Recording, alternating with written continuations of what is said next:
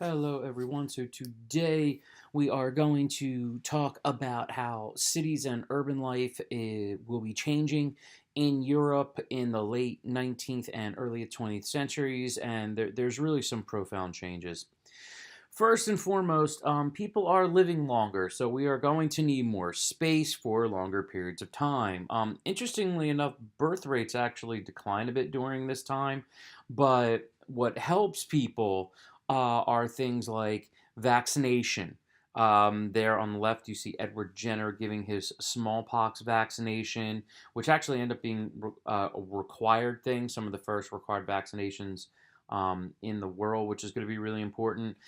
We are going to improve living conditions, and we're going to talk about a lot of things like better sewage and disease prevention. And there's actually, with improved agriculture, as you see a little farmer's market on the right there in, I think it's Paris, you can improve your overall health by having a varied diet. You eat well, you tend to live longer. It's a remarkable thing. So, don't eat processed food. Moving on. Also, we do have some population movement here. Um, Areas with little industrialization can't necessarily handle the increase in people, so people are going to have to move. Um, and just to give you an idea, like, where are people coming from? By 1913, more than 400,000 Poles would work or live in Germany. Many Italians will migrate to France. And then you have places like Italy, Hungary, Spain, and Romania. Those are areas that are definitely struggling with jobs and opportunities. So a lot of people are coming out of those areas, and quite a few end up going to the United States. From 1880 to 1906, there were about 500,000 people per year moving to the United States from Europe. From 1906 to 1910, about 1.3 million people per year were going. And all in all, from 1846 to 1932, about 60 million people are going to leave Europe. 30 million will go to the United States, and the rest will go to Canada and Latin America. It's pretty remarkable, the volume. But then in the early 1920s, the United States will put in some quotas and stuff like that, and that will reduce that. But that's something we'll talk about later. Now, some people though aren't just moving for jobs or population issues. Some people are moving from discrimination. Many Jews are going to try to leave Russia because of discrimination against them specifically. Actually, Jews would make up 40% of all Russian immigrants abroad and 12% of all immigrants into the United States from 1900 to 1905 will be from a Jewish background. On the right there, that is a Jewish community in Russia at the time. Also, Poles, Serbs, Croats, Romanians are going to be moving out of specifically Austria-Hungary due to lack of rights and things along that line. So that's some of the first big changes. Many of these places are going to have to now become multi-ethnic, which will result in some good things like shared cultures and different foods and holidays and stuff like that. And on the other end, you are going to have some issues with discrimination and stuff like that. And we'll be talking about that as we continue on. Now, so what was it like living in these cities with all these people going there? Lots and lots of people. I don't really know why this slide got cut off. This is very interesting, but okay, we're just going to roll with it. If you look here, here is a picture of, I actually believe this is New York City, but just to give you an idea, in the early 1900s, you still got horse and carriages. You look at all the people, lots of shops. There's lots and lots of people. And we really have some important people that are going to help us out in understanding the conditions. I mean, if you look at the bottom right there, you see people hanging laundry out. You got trash on the ground. It's all sorts of crowded. They do have a fire escape, so that's a bonus. But guys like Edwin Chadwick from Britain and Rudolf Virchow and Solomon Newman from Germany, what these guys are going to look at are how filthy conditions lead to disease. And they're going to stress the need to clean these places up in order to lessen disease. Okay. Now, they didn't have the scientific background to figure some things out why. I'm going to explain who does that in a little bit, but That's what they really focus up. That we have to clean the cities because remember, you got a lot of like open sewers and stuff like that. So that's going to be a big focus. And the whole idea is that we also have to build better buildings.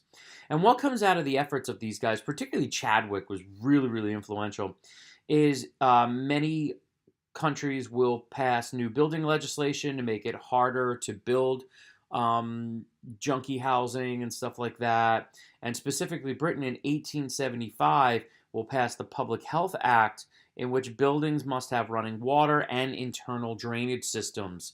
Believe it or not, a lot of them did. So this was really, really influential.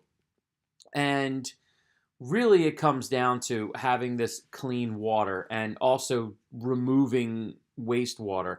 And wrong way. And the guy that was crucial for that is Jon Snow, as you see him here in Winterfell. Very important as far as plumbing and sewer systems are concerned.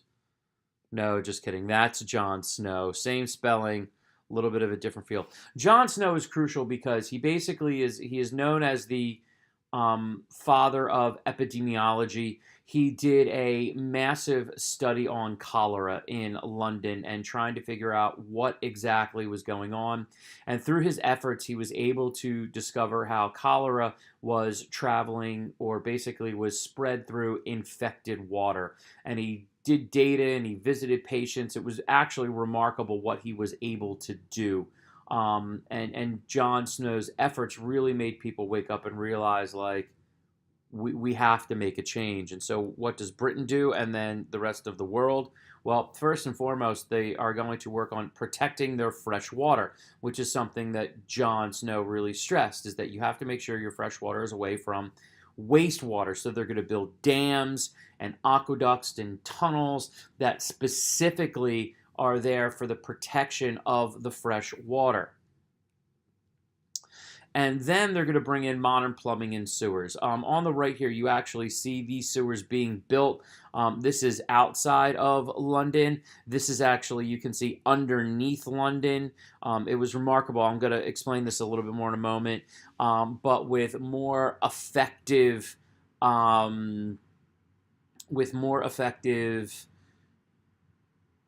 sewer systems and water transfer systems, people are going to have private bathrooms and showers. People are actually going to be able to have heated water through a variety of electric systems, not necessarily the gas systems of today.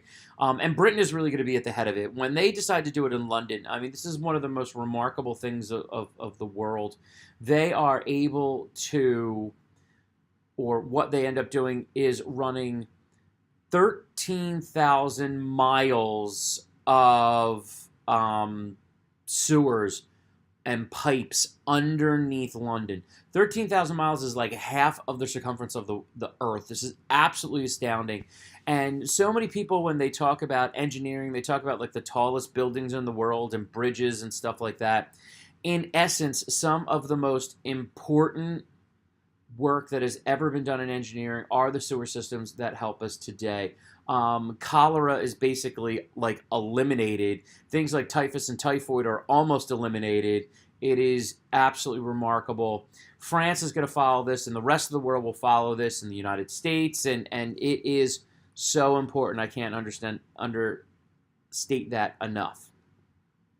Now, here's an idea, like let's do some green space, okay? Things like smokestacks aren't super fun.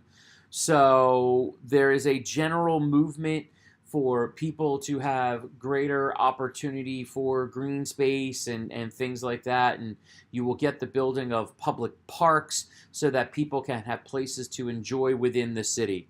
Some of the more famous ones is this is Victoria Park in London. You see how big it is. I mean, it's not the size of, say, Central Park, but this is really big. And then another beautiful park is the Parc des Bouteilles, maybe, in Chaumont in Paris. I said that wrong, but, I don't care. I tried. You can see this is absolutely gorgeous. And I've been lucky enough to be some of the parks in France. I've been to Luxembourg Gardens.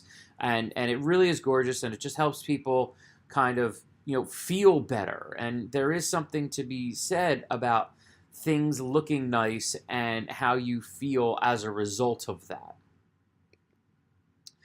The big thing, though, also we have to deal with housing, and we need to do housing changes.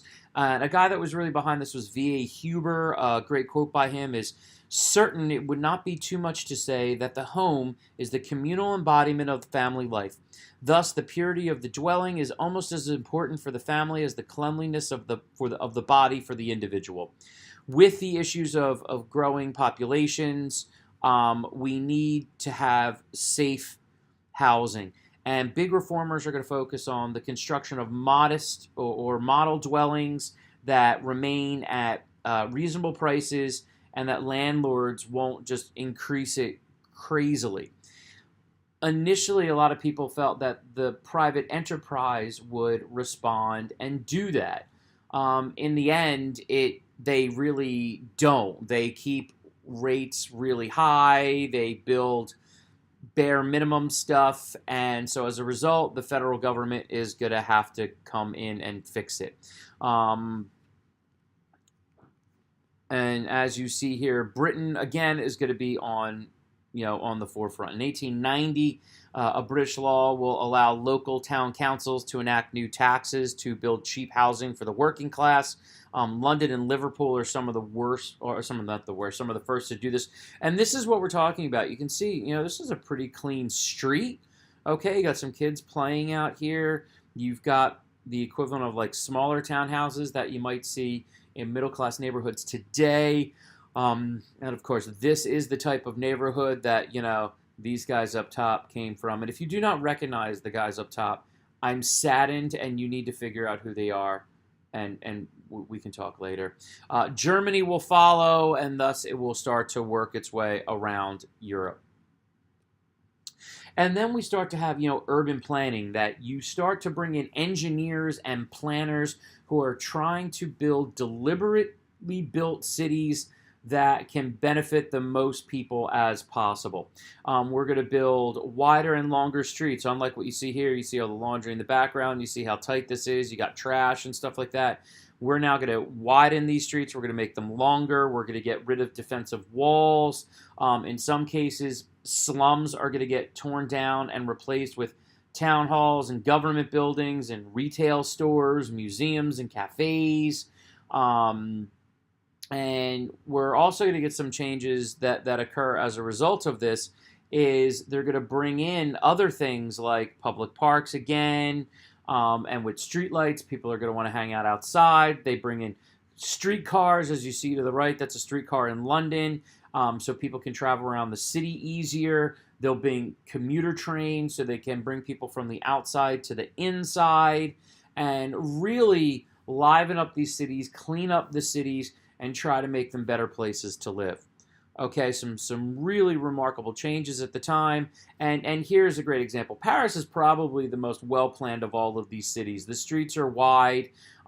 It's very easy to get around. They're going to start a subway system, which is really remarkable and wonderfully clean. I didn't add a picture here, but you can feel free to check that out. And really massive, massive changes going on.